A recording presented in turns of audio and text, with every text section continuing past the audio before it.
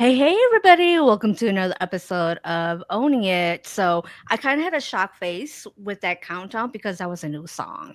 So, that's why I was like, what is this? This one is very smooth, very more calm. The other one is like kind of anxious. So, this one was kind of Oh, like very fun and just like, okay, I'm ready. So, I hope you felt that too, but I definitely did. So, that's why I was like, oh my God, this is a new song here. So, I don't know when this happened, but it happened this week here. So, but anyways, I am your host, Paya Wu. I'm the founder of this podcast, Owning It, and where I talk to people who are forging their own path, who are owning it, and now helping other people forge their own path to own it also. And so I have a wonderful guest today who is also a fellow Wisconsinite. I'm from Wisconsin, in case y'all are wondering where the heck I'm from, but I am Wisconsinite. And forging your own path is all about helping other people forge their own path. And I think mental health is, I don't think, I know mental health is such an area of need right now. And I have the founder and the executive director of Us to Behavioral Health based out of Appleton, Wisconsin here with us. Please welcome Sheng Lee Yang. hey, Poia. It's been so nice to meet you the last couple of years. And I don't, did we connect over LinkedIn? Yes, we did. Yes, Okay. we did. Yeah, we connect over LinkedIn and so I'm an MSW, you're an MSW. Yep. You are a licensed clinical social worker. I'm Yep. a licensed clinical social worker in Wisconsin and Minnesota. Now, are you also licensed in Minnesota or any other states? No, I'm not licensed in any other state. I thought about pursuing it in other states, but then I know right now the social work board, or I should say the ASWB, is actually working very actively and trying to create a social work compact. I'm not sure if you're familiar with that, Puia, but this would allow all of us to practice outside of our state, you can say, right? Without having to pay for licensure fees, without having to do CEUs that are so different in every state, as long as your state has an agreement with the compact. And so I'm really, really hoping for that. It's already been passed in, I don't know, I want to say at least like 10 or 12 different states. Wisconsin, not so much yet. And I don't think Minnesota is part of that compact either yet. That would make so many of our lives easier who have our MSWs, and we can help so many more people. Yeah, absolutely, right. When we think about access, we think about quality, right? And also from an economic perspective, in terms of how much it really costs for us to really obtain our licensures, right? Keep track of our CEUs, pay for renewal fees. I mean, there's so like, I only have a license in one state and I don't even remember sometimes. And you know what? I'm going to tell you right now, Wisconsin is cheap compared to Minnesota. Is it really? Oh gosh, yeah. Gosh, yeah. Okay, like Wisconsin is like what, $75? I think Mhm. it was. So we all just renewed ours. Yep. And Minnesota, I'm not bashing the Minnesota, BOSW or anything. Yeah, yeah. Ours is $375. Oh, geez. How many CEUs do you have to do? We have to do 40, and because I'm a clinical supervisor, I think, have like 6 in supervision also. So I know that Wisconsin is 30 Mm-hmm. and Minnesota is 40, and ours is like 3, 4, 5 times more to renew in Yeah. Minnesota than Wisconsin. Hmm. Well, hopefully that compact gets rolled out and we can just all agree that this is in the best interest of the community, of our state, and of each other as a profession.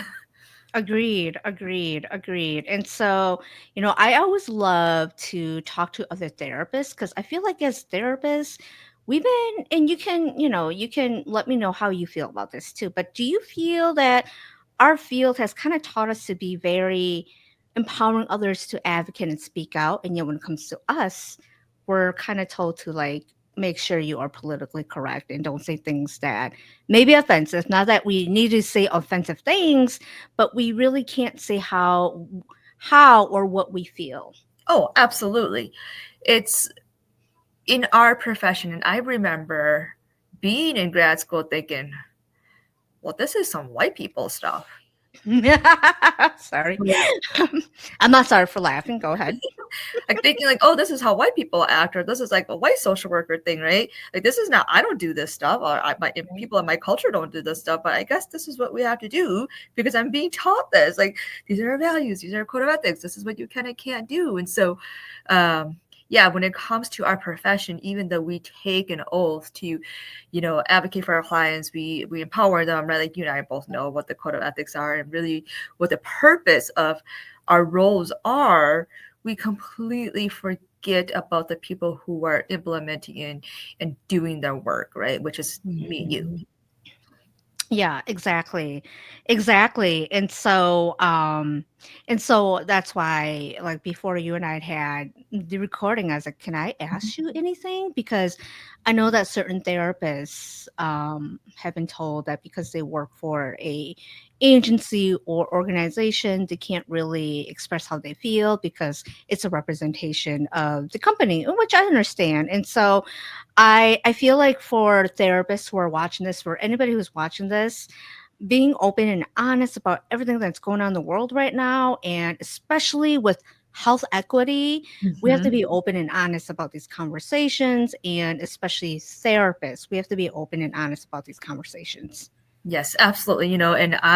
So this, I'm glad we're having this conversation today in the very complex political climate that we live in. And you know what? If there's ever a time to hustle for yourself, now is the time. Because I'm so fortunate that I don't work in one of these organizations where I now have to really watch what I can or can't do or say, or how I identify, or, you know, how I choose to show up every day, right? Or how I choose to service my clients, because I did say I'm going to be a social worker. So my role is specifically to service them. And that is our first, value, right? Is service.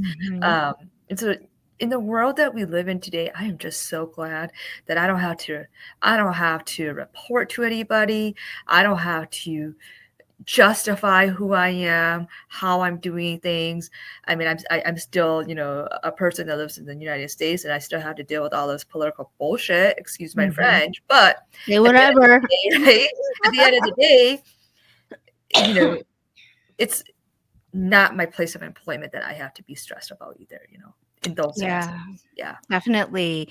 And that's why I feel like I get to say a lot of things that can be Hmm. quote unquote unpopular too, because I work for myself Right. and I said some stuff that I don't want to say it's controversial. It's real. And the people that are unable to say it will, message me and say, thank you for saying this. Like, Hmm.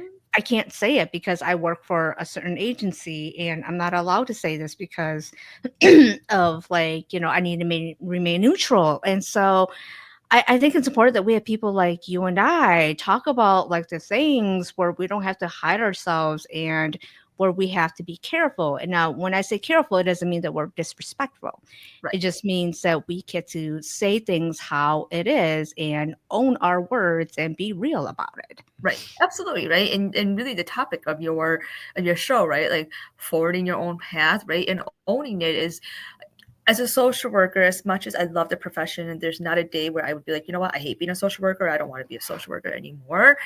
We also have to reflect on, you know, what it means to be a social worker and what was the intention behind it, right? So knowing that it was built on very white supremacy ideologies, and it still is. I mean, we can't undo some of these things overnight without owning it, right? And so with Mhm. that, I love being a social worker, but I'm going to do social work and show up as a social worker the way that I see fit me, because at the end of the day, we can agree to disagree.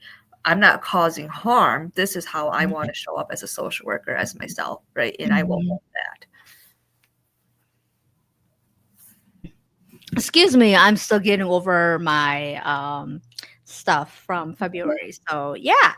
And so you're the founder and the executive director of Us to Behavioral Health. And so I'm gonna read your mission here. So it says to advance health equity by removing barriers and creating an inclusive community where anyone can reach their full potential. And Mhm. so You've been around for about 5, 6 years now. Is that Five and a correct? half years. Yep, 2019. 2019. Okay. So what what was happening in your life for you to say, I want to start a nonprofit organization to really focus on health equity in the community of Appleton, Wisconsin? Yeah, it's so interesting where life takes you. Never in my wildest dreams did I ever think like, oh, I want to be an executive director one day. I want to pour my heart out into, opening a nonprofit. Like that was not for me. Um, but it started because I've had so many social work slash helping professions, nonprofit, government jobs in kind of the realm of social work, right? And even though the jobs are very different, there was always a common denominator, and there's always an access issue. And access never really was about access. They just called it eligibility, right? They call Mm. it eligibility. So when I say that, you know what I'm talking Oh, about yes, I do. in our social Mhm. work, right, field. Yeah. These are the eligibility requirements. This is how you'll get terminated. This is what you can and can't do. You make $2 more. You don't have this. You don't have that. And that creates a lot of barriers, particularly for marginalized populations, for non-speaking people, for people who are low social economics. And so you have these government entities, you have these nonprofits, you have these organizations that are supposed to help, right? And they create barriers based on eligibility. And so anyhow, with that said, I was I had always talked about like these revolving issues that I would see with my partner, my husband. And one day he just looked at me and he was like, well, why don't you do something, and I was like, well, I don't know, I can't do that, all of these like I can't, right? And my husband is great. He's much more, I would say, probably visionary than I am. um, and his background is in business finance. And so he had spent, over a decade doing business finance, large corporations, whatever, global procurement stuff. He was like, do it, follow your dreams, and so here I am having somebody share this psychosis with me, right? Delulu is the Salulu, people. So Right, yeah, yeah. So right. um, Delusions do come true. right, and so like we started crafting this idea of us too. And I mean, we opened 6 months prior to COVID, obviously not knowing that COVID would happen, and talked to a lot of donors and to a lot of community stakeholders. And everyone's just like, Appleton, Wisconsin doesn't really need that. We're not diverse. I'm like, yeah, you're clearly living under a rock. um, so yeah, that was really the idea around us too, and when I talk about health equity, a lot of times, even till today, we don't really think about how much our mental health impacts our physical health. You know, Matter of fact, somatic therapies is like coming to the surface now. And I'm like, yeah, my grandmother could have told you that. Right? Being mom, right? Like we all, our grandparents, our mothers always say, like, Mike, y'all, Right. I'm right? always aching in pain. Yes, And yes, and then like now white people want to come along and stay upstairs. So this it's idea been of happening long, long, long, long time. It's like like, yoga and everything else oh that is yeah, now popular. It's like, oh yeah, it's like thousands of years in Eastern practices. yeah. So the idea of like health equity is really with this knowledge and awareness that like where your mind goes, your body is gonna follow. And so if you don't take care of here, you're gonna get achy. You're gonna start to have diabetes and high cholesterol and whatever health problems there might be. Heart attack. Yes, high blood pressure. Like we know, right? There's a direct correlation between mental health, right? Well-being and physical health. And so that's really where the health equity piece comes in, is like, let's take a look at your wellness.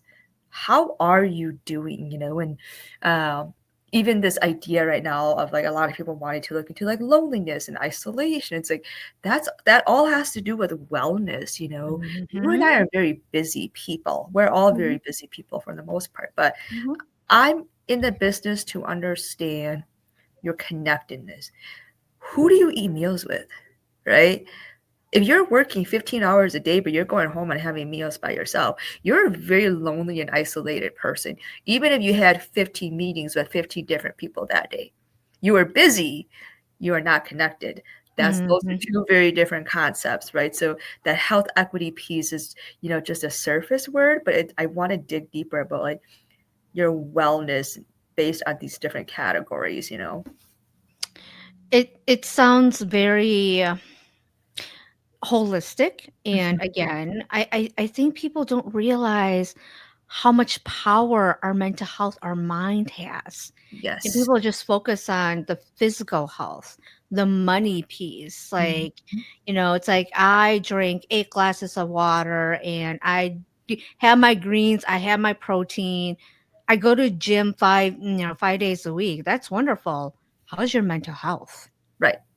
Yeah, right. And it's like, yes, you should try to eat healthy, home cooked meals, like Hmm. more greens, more fruits and veggies, right? Which is great. But again, if you're eating 6 salads a day and you're sure you're the healthiest person that's, vegan and organic, but you're eating alone, your health outcomes, your well being is probably still worse than people who may be eating fried foods and whatever, but it's a meal sharing, right, with six other people, and they're surrounded by so much love and laughter and the most basic human stuff, right?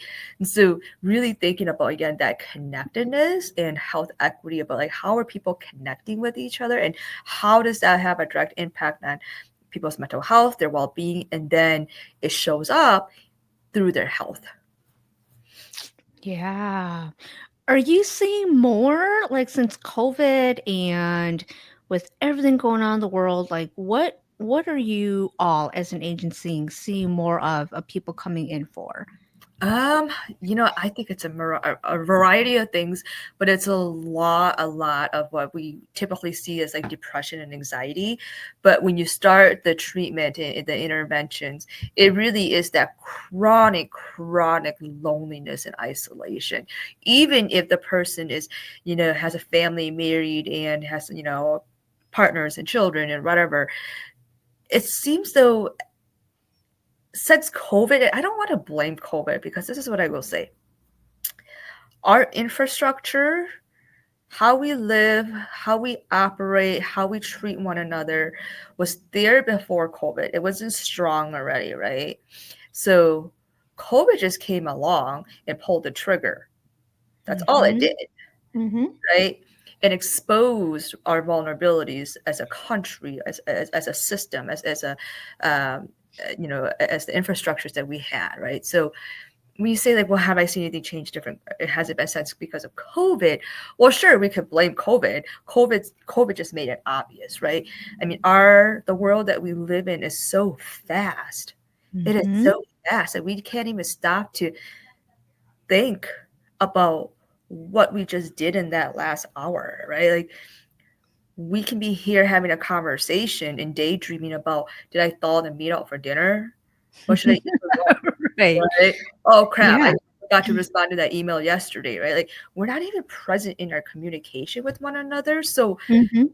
put COVID in there and we have to isolate because of this, mysterious illness is coming around, it's gonna kill all of us. Mhm. That in itself just compounded Mhm. what we've already been doing to ourselves.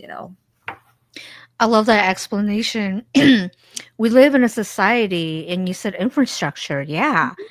We live in an infrastructure that does not support us No. and the foundations that do not support us. And so, forging your own path and owning it is all about rebuilding foundations. And how does, how does us to help people rebuild foundations or even your organization, how are you all rebuilding foundations to support the community, the infrastructure of, Appleton? Yeah, for sure. So from a very like client perspective, right, direct services is really helping people understand their roots, right? And this is my favorite part about like being a minority run organization and then like Mhm. taking our standardized, I don't know, questionnaires and treatment plans and interventions and really making it toward like catering it or changing it to the person, right? And so it's like helping really people really understand who they are, their identity, their roots, their migration story. Even when I ask my white clients that, like, what's your migration story? They're like, I don't know. What do you mean? I'm from here. I'm a U.S. citizen. I'm like, yeah, but like, unless you're indigenous. And so it's like really helping people understand, like, who am I, right? That has forged me to be here, right? How did I get here? Like, why do I think this way? Why do I behave this way? Why are my reactions this way? What are the generational traumas that I inherited, right? Because we know Mhm. trauma comes out, right, as a behavior, as a reaction, right? So, like, understanding the why behind it, I think a lot of times is Mhm. how we help people, forward their own path. Like, we can't move forward if we don't understand the past. It's like that show Finding Your Roots. Hmm. Mhm. Absolutely. Hmm. Mhm. It's like, yeah, you're right. Unless you're indigenous, what is your story? We all do have a migration story, even if it was like from the 17, 1800s. What was happening for them to migrate here? And so, um, that's part of the foundation then. Yeah, absolutely. In the community, it's also supporting helping people understand that as well, right? From like, okay, like we are all global citizens, right? That ended up here for whatever reason.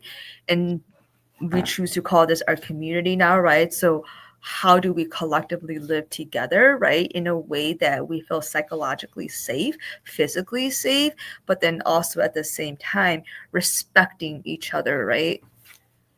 Yeah, yeah, I love that. And like, what, like, so for your nonprofit, what are you hoping to help people with? Like, rebuild foundations. What kind of foundations do you help with?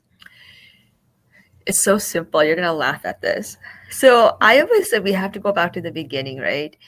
And so I hope that if anything, I don't have a magic wand and I can't make people get better today or tomorrow or maybe even like next week. But I hope that being here, whether you're a client, you're a community partner, is that you learn how to love and you bring that love back home. Mhm. Because all of us have lived through generations of generational trauma, right? Mhm. But at some point, it has to stop. And when we think about our systems and our infrastructure, like we have forgotten how to love, which is the most basic human condition, is empathy and love, right? Like we have learned to dehumanize each other. And so if Yeah. anything, I hope that people can say, you know what, though, I felt safe with her. I felt safe going there. I really felt safe working there. And so, because I was taught how to love, how to give empathy, how to be empathetic, I want to give that to my children. I want to teach that to my children. I want to give that to my siblings, my mother, right? So, as simple as that sounds, and maybe like cliche, that is what we have completely forgotten is empathy and love, which even though it is the two most basic human condition. I don't think that's funny at all. I think that is so it's so simple and yet people find it so hard. Right. And my staff, I tell them, I said, I could try to teach you skills. I could try to teach you to be the best social worker, the best clinician, the best leader. But at the end of the day, like I want to teach you how to love, be empathetic, understand one another, stand firm in who you are, uh, discover who you are, right? Whatever that might look like. But I want you to go home and I want you to love and I want you to take care of your families and your children. Because you know what? If I can't do that for my team and my people, they're going to go home, right? And they're going to replicate whatever I gave them or whatever experiences they've had. And now they've just passed down, right? More generational trauma. Because remember, trauma is not just trauma. We have to think about trauma as like, how do we pass it down and what do we pass down? And so we have to be intentional on undoing some of these things, even though you were maybe hoping that I would have some like magical intervention that I created through like 9 years of research. Oh goodness. Yeah. I think the word that really like you said the word, and I think everybody's feeling this in 2025, and there's a lot of fear is dehumanizing. Oh yeah, absolutely. This is so like it's classic war. It is Mhm. classic white supremacy, right? Mhm. They want to destroy you. They want to destroy whatever democracy we may have had, but they can't just come in and like destroy it, really, right? So it's methodical in nature. First, they're going to come create chaos and confusion, which is happening right now. And then what they'll do is, and they do that too by destroying people's identities. Why do you think we can't talk about DEI anymore? Why do you think we want to get rid of affirmative action? Why do you think we want to get rid of LGBTQ and anything that has to do with transgender rights? Why do we want to get rid of women's rights, right? And reproductive rights? It is methodical to get rid of our identities, because when you can destroy people's identities, you have completely diminished people's values, their morals, and makes them question themselves, right? Who am I? Because I can't talk about who I am anymore freely. And it also dehumanizes you to other people. And this is when we start to attack one another. And when you and I start to attack one another, white supremacy could sit back and say, well, I didn't do it. Did it to themselves, right? You see this in war, you see this in throughout history, and it always starts with destroying people's identities. That was well said in a scary way, in a corrected way, and you do that by dehumanizing each Mhm. other. Yep, hmm When you don't see each other as humans, it's a lot easier to do harm. absolutely, right? Why do you think we're not saying, oh, for example, Poia is somebody who is X, Y, and Z, right?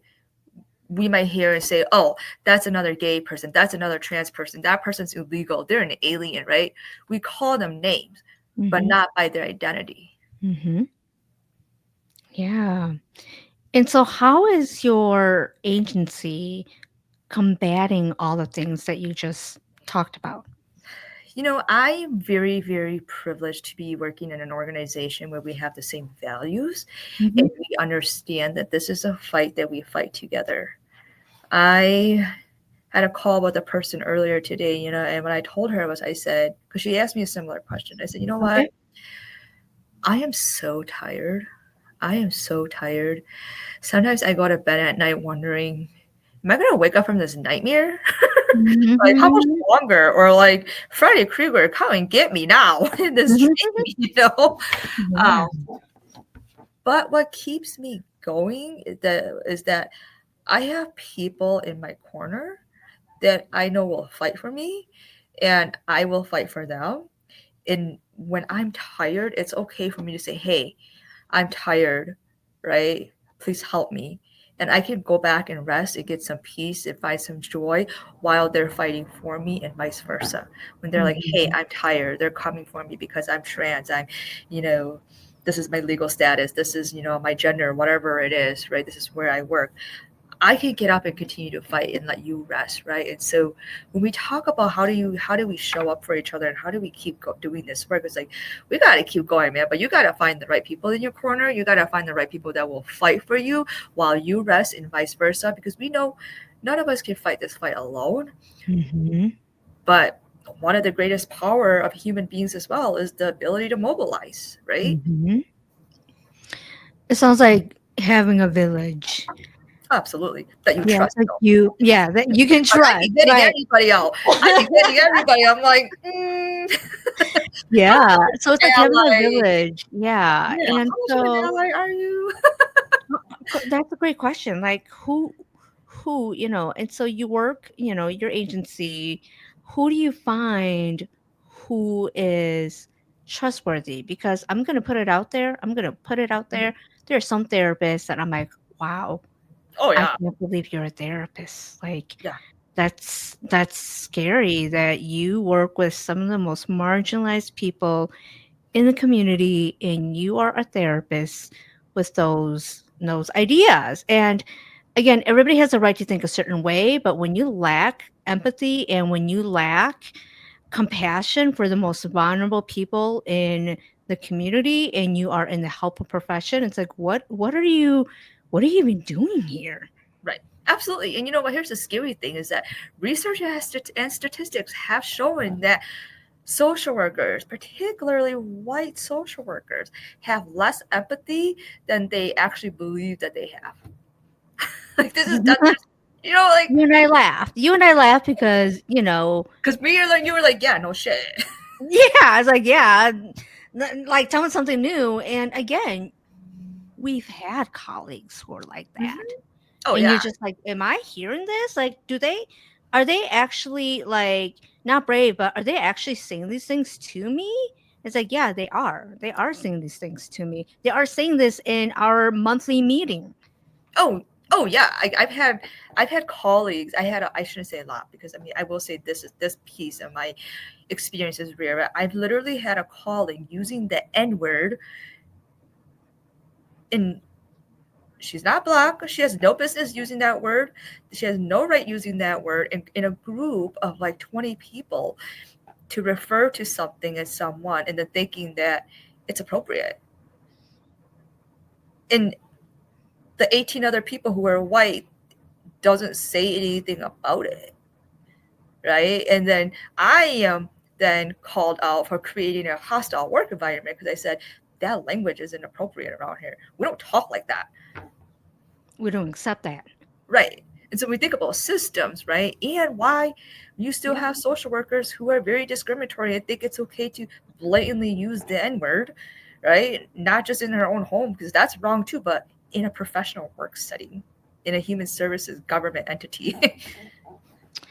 And I it's unfortunate you're not the first, second, third, fourth social worker of color to say that, who's worked for government entities, especially like the county, who have said exactly the same thing about other cultures and how when they're the ones that point it out, you're the villain, you're the bad guy because you created a hostile environment by pointing something out that is not acceptable, and the boss is now talking to you because you made everybody else uncomfortable.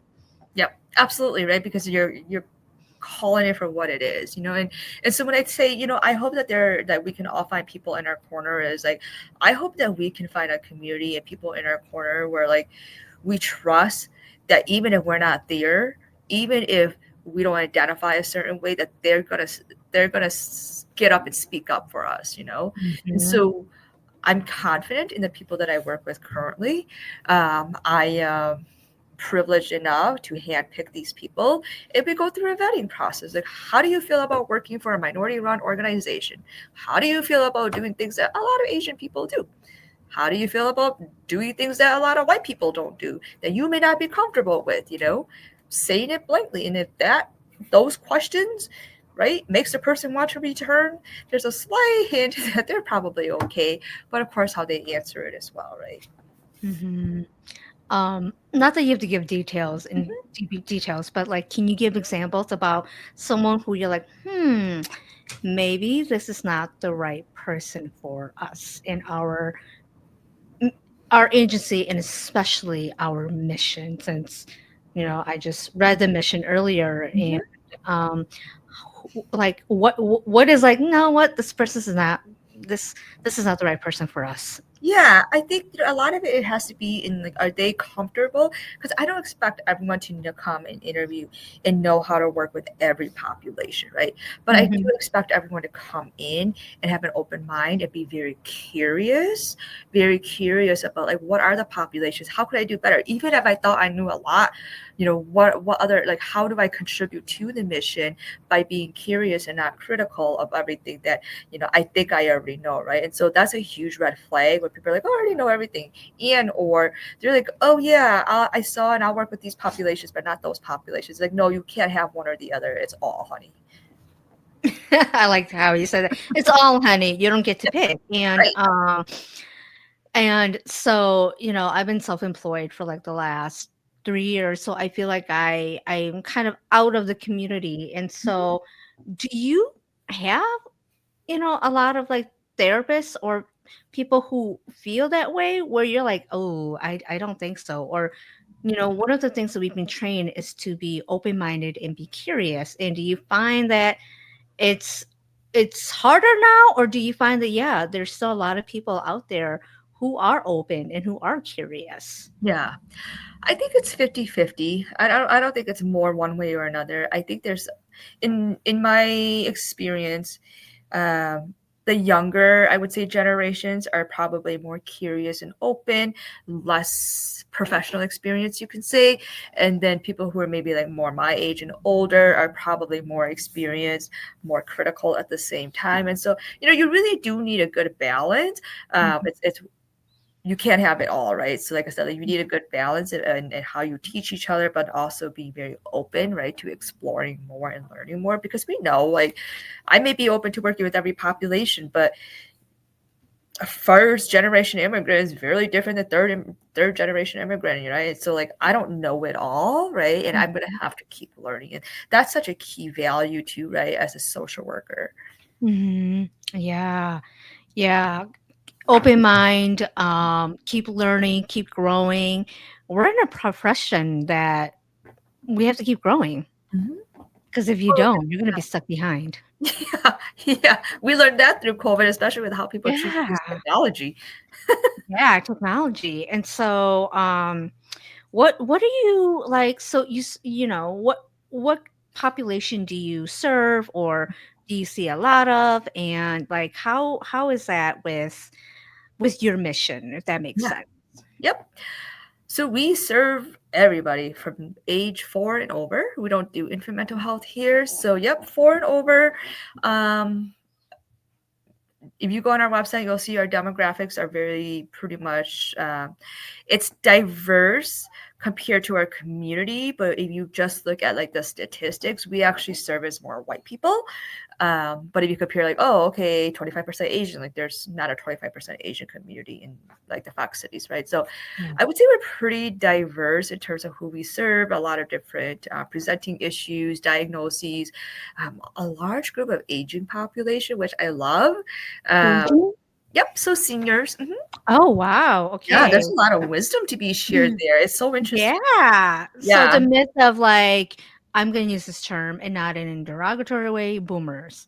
So are more people in the retirees coming to therapy then? Mhm. Yeah. Okay. Yep. There is Um, hope. Right. And we don't, as an organization, we don't ever cap Medicare or Medicaid.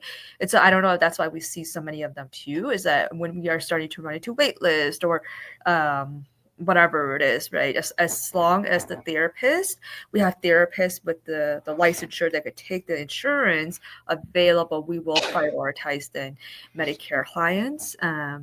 But yeah, there's that. That's a really interesting population to work with. I've really genuinely learned to love this generation, this population, I should say. And of course, you and I know therapy with everybody is really different, but especially this Yeah. group, because it's a lot more reflection um, and storytelling, right? Coming to terms with, life and all of those pieces. It's like a story, like they're telling their life story to you.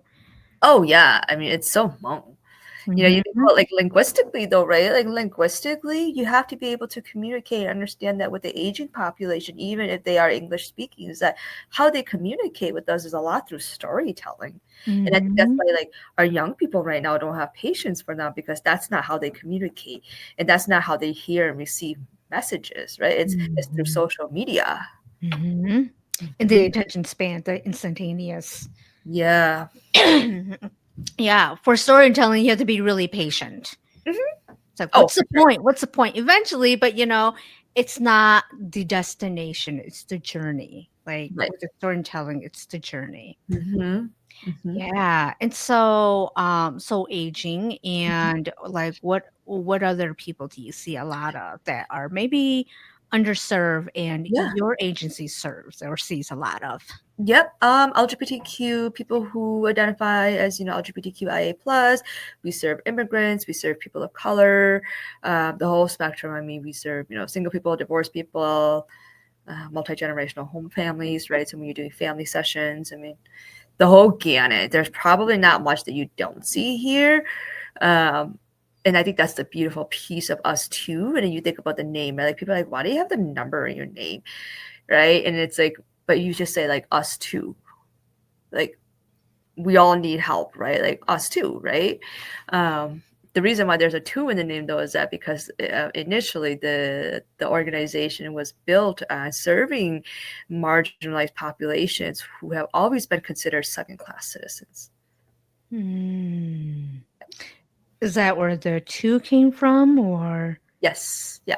It was actually by accident. Oh, It was great. supposed to I was be gonna say, us. do Yeah, tell the story of how that yeah. two got in there. So it was supposed to be us too, like TOO. But then when I filed for our name and stuff through the state of Wisconsin, that name was already taken. I think it was like a trucking company. But I really liked the name because Yeah. it actually came to me first in Hmong, like Beitia, right? Mm. Yeah. Yeah, us And too. so Yeah. yeah. And then so anyways, it was taken already. So I really thought about it. I'm like, well, I really like the name. Then I'm like, you know what? I'm gonna put a two in there because in my vision here, right, is health equity, and we know what the health equity is usually marginalized populations who are always considered second class citizens. It just made sense. Hmm. Yeah. Yeah. And so you said something earlier. You said that when you initially started this, Hmm. the community did not feel that there was a need for what you were presenting. Hmm. Has that view changed at all or no? Yes, for sure. When my husband and I started the organization, yeah, there was a lot of bloodshed and tears. It was a lot of like, no, we don't need more counseling services. It's not that diverse here. You should go work for so and so. I'm like, yeah, I don't want to though. I already worked for these places, like Right. What do you think I'm here, Bill? right. Um, so anyhow, it's much more well received now. When we started, it was just of course my husband and I. Now we're like 29 FTEs. Um, yeah, Therapists? Like, mostly therapist, but we have an operations team too. So, oh, um, wow. yeah, so like our receptionists, Congratulations.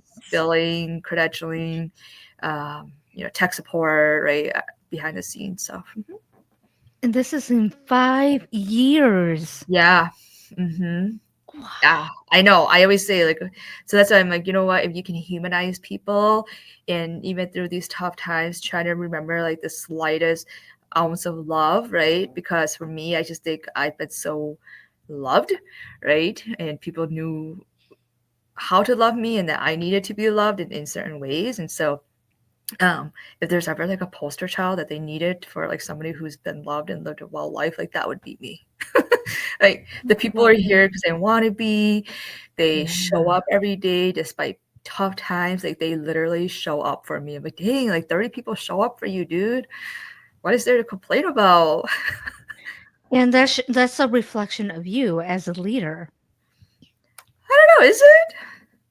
We I just have think on as here. a leader, as a person, how you show up, it makes a huge difference. I mean, besides needing a paycheck, let's be real, people need paychecks too. Right.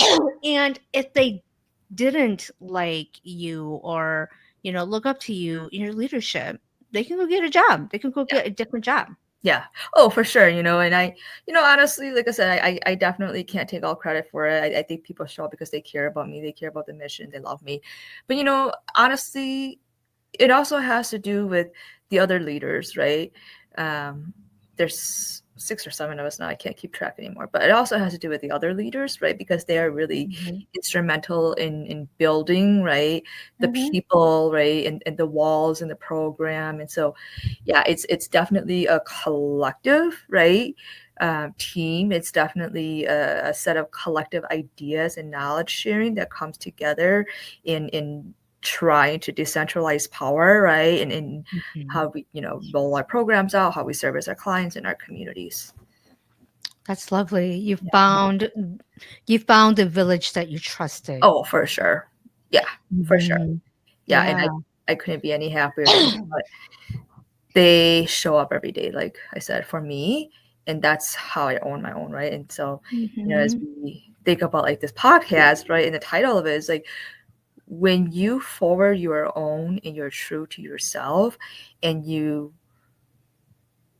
like, hey, this is me, there's no shame in how I'm showing up, your people will come, Mhm. you know. Yeah. Um, I speak a lot about this word aligned. Like I feel like almost all my podcast guests, um, I have to say I don't want to say I choose wisely, but I definitely choose people who have worked on themselves, Mhm. who know who they are, who are not just like, hey, put me on because of XYZ. It's like, I'm doing this because I believe in who I am and what I do, and that I am trying to put good out there. And that's the intention of this podcast. And so, Right. um, and so it sounds to me like you surround yourself with other people who align with you, the vision and the love and the compassion that you want, what your agency wants to present. Absolutely. In I also want to align myself with people who will be okay with me being vulnerable, right? And saying, like, I don't really know, I mean, I have to take accountability for it, right? But like, I don't really know, like, teach me and call me in about things that I don't know, or when I definitely crossed the line or have said things that were out of line, or whatever it is that I have done that it makes me human. Like, I need those kind of people in my corner, right? That work for this agency. But the other part too is, like, I was just sharing with somebody the other day. I said, I'm to a point in my life where, like, there's always 20% of people that, like, consume 80% of my energy. Like, and I don't even give a shit about those 20 people. Not because, like, I'm dehumanizing them, but, like, if that's what you want to do, then have at it.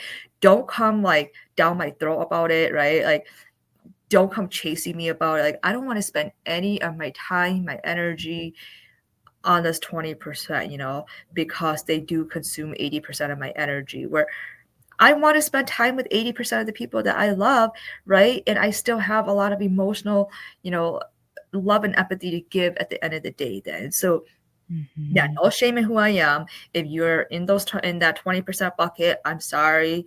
Like, you go find your people. I am not your person.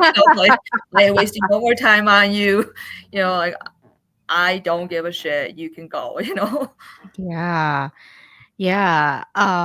What have you learned and what have you found out about yourself like within the last 5 years? Um, let's see. In the last 5 years, I have learned Like when that, you started this, when you started yeah, this journey, because I yeah, feel like I had this conversation with my previous with the podcast that I just put out this week, where it's like this very spiritual mhm, journey when you decide that I'm going to do this. yeah, I'm going to chase after what I believe. mhm. And I know that not everybody's going to support me, but I'm going to do this. And so when you go on this journey, you get tested in ways that you never thought that you'll be tested. And Yeah. so, like, what have you learned about yourself within these past 5 years when you decided to forge your own path and by doing this? I have learned that my family is my biggest cheerleaders. Every single one of them. I have 6 siblings, my parents, I have nieces, I have nephews, my in-laws, my partner, my children. I mean, when you want to talk about people in your corner, like I have, in my opinion, right? I'm biased here. I have Mhm. incredibly the best family. But what I've also learned about myself is that I have to slow down.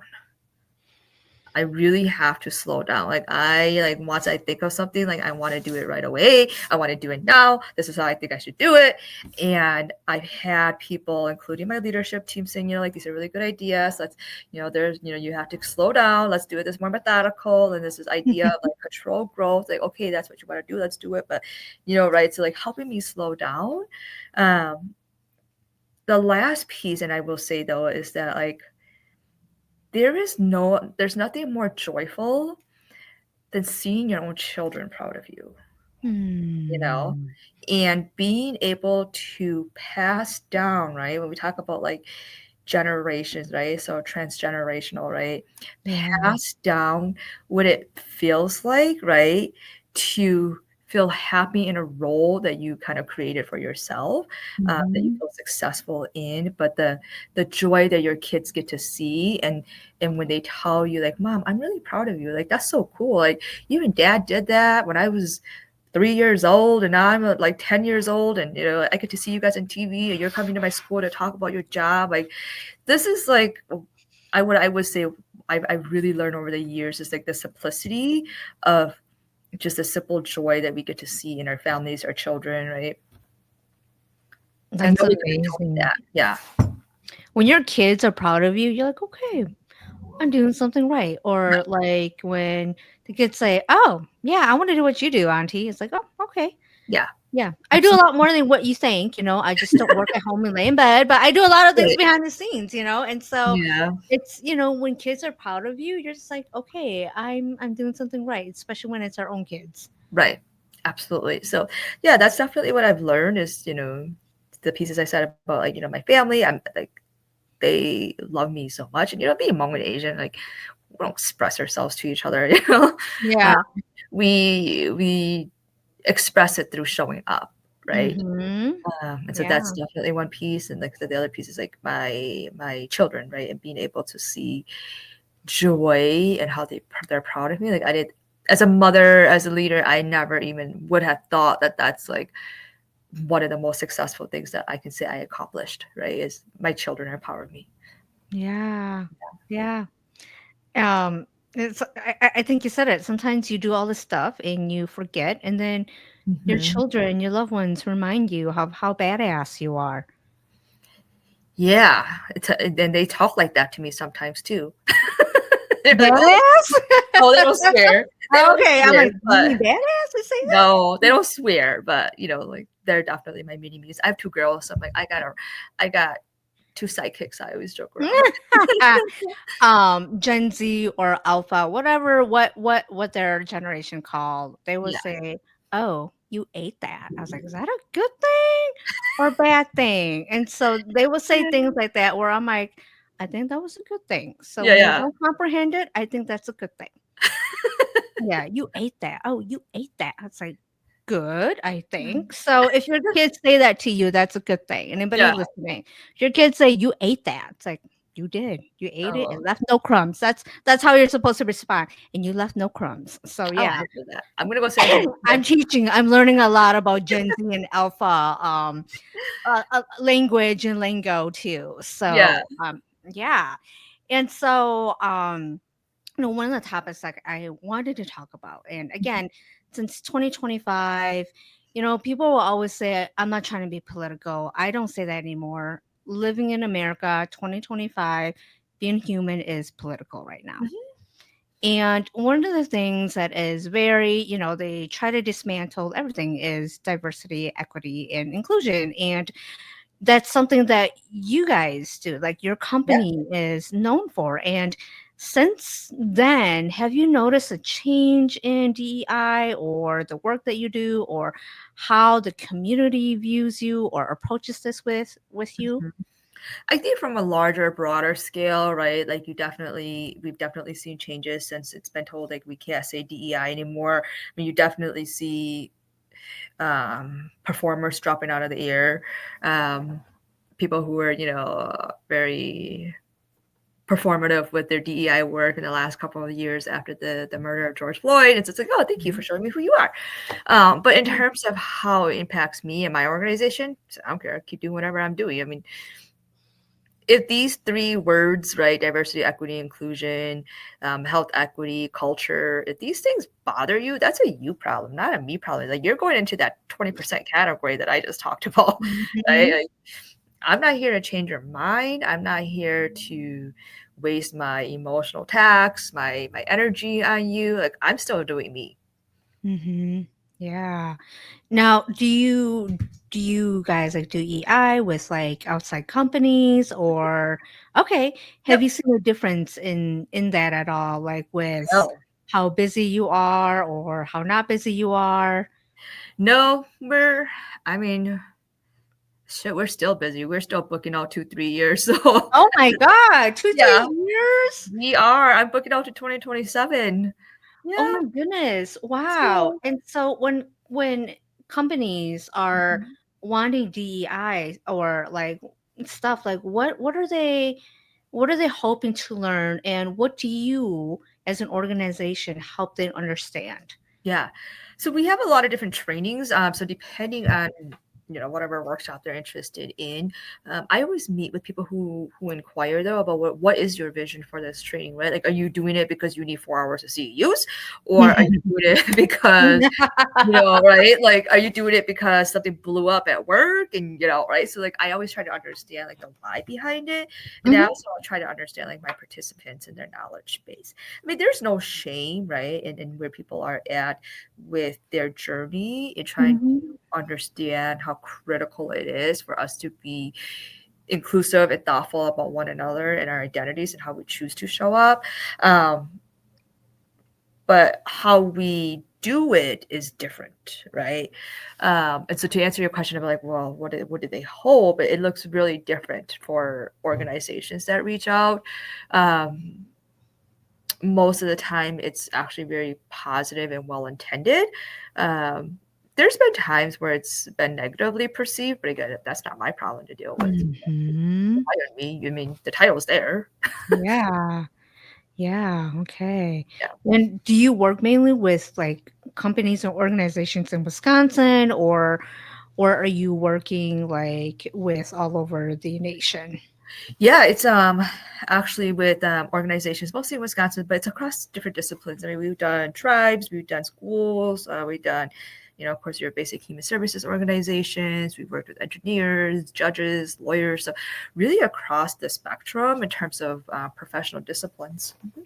Wow, Yeah, okay. and my favorite part is like when you think about health equity, right, and the social determinants of health, it's like we all have a role, right, in health Mhm, equity. So when I'm working with a group of engineers or lawyers or judges, it's like being able to tailor the workshops and the trainings around their profession and how their direct decision making, right, or biases have impact then intentionally or unintentionally on health equity, right? Like if you're an mhm, engineer and let's say you're a civil engineer and you're looking at waste and dump and where you choose to build a highway, right, in the materials you use, right, like all of that is going mhm, to impact the neighborhood built in the environment. mhm, yeah. So what you're saying is it has not really impacted your business or anything at all? No, no, I'm sure it will at some point indirectly, but you know what? Continue to stay relevant. You do you. If you're gonna spend your time and energy wasting trying to figure out like what you can and can't do, like you might as well just stop. Yeah, yeah, and so it sounds to me like since, 2025, January 1st, has there been any changes in your, like, organization or agency or how you provide services? Not so much any changes in how we provide services, just in how we communicate to people how Okay. services. So, Are you able to tell more about that or um, I think that it's important to always understand your audience and Mhm, how you communicate things in terms of their questions and what their needs are. Um, my priority is to ensure the health and well-being of my employees and my clientele, right? And so we just have to be more creative about what's outward facing. mhm. Creativity, Mhm. okay. I think of the word innovative, like, Mhm. do you have to be innovative too? I would think so, right? Because there's this level of like um, compliance, right, versus Mhm. justice. So being smart about that. Yeah. Yeah. Yeah. And so, there's a lot of talk about Medicare, Medicaid, and I am understanding that a lot of your clients that you serve are Medicare, Medicaid. Has that in a way changed anything about how, I don't want to say how you provide services, but Mhm. is there anything that's going on? Has it caused more like fear, like uncomfortable? Like, are there any feelings related to this that you all are going through? Absolutely. I think we have to be aware, right? And we have to bring it to the forefront that, Medicaid particularly may be reduced, might get cut. I mean, I don't really know, to be honest with you. None of us know. Yeah. So there's always these possibilities. So there's a fine line between there's a fine line between like getting yourself so involved that you can't move forward, and also like just being aware of what's kind of circulating at the federal level, right? Mhm. uh, I'm sure that we might have to change. I mean, I'm certain that things will have to change. I'm not sure what, and so I'm just going to keep doing me until that happens. Yeah. I think it's so easy to and when I say this, it's not just you. I think it's so easy, especially for everybody else in this country, to get Mhm. into the fear. Is to feed into the fear, and I get it. Like these are uncertain times, and yet if you give into the fear, you're going to feel more anxiety. You're going to feel a lot more negative versus just saying, "Okay, until it happens, I'm just going to keep doing and showing up." And it sounds like that's what your agency is doing Right. for you Absolutely. all and for the clients that you serve. Right. Absolutely. I'm Mhm. not going to give in until I'm like forced to. Then I'll make some changes or accommodations or whatever I need to do. Right. Mhm. Yeah. Yeah. Yeah. So, what else do you feel that is important for anybody who's watching this to know about you or health equity or your organization? Yeah. I think we live in a time right now that is very uncertain. And, we talked a lot about the political climate. We talked a lot about fear. We talked about identity, health equity. What I will leave us with is that, as the title of this, podcast is like, forward your own path, is like, don't start to question your own identity or your existence, right? That is the goal here, is to create this level of fear, um, so that you lose sight of your morals, of your own humanity, of your own cultural values. And so when you find yourself maybe slipping into those dark spots, it's important for you to remember that it's okay to get tired, but don't fall asleep, right? Mm. And as hard as it is, probably most days for many people who are living in this nightmare, is nothing is ever absolute, Mhm. right? It is scary. It is very scary. But if you just give up and cave in, then you have lost the battle. And Mhm. I don't know about you, but I'm Asian. I believe in ancestors. Like, my ancestors didn't get me here for me to roll over and just cave in. Right. And I have a soul. I have a soul, I Yeah. have a spirit, and if I just roll over and cave in, I'm gonna end up in the other world where my ancestors gonna be like, "Girl, you weak as fuck."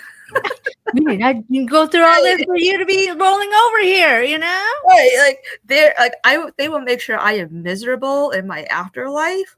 They will make sure I am miserable in my afterlife if I give in, and I'm more Yeah. scared of that. So you keep going, you keep doing you, you keep going.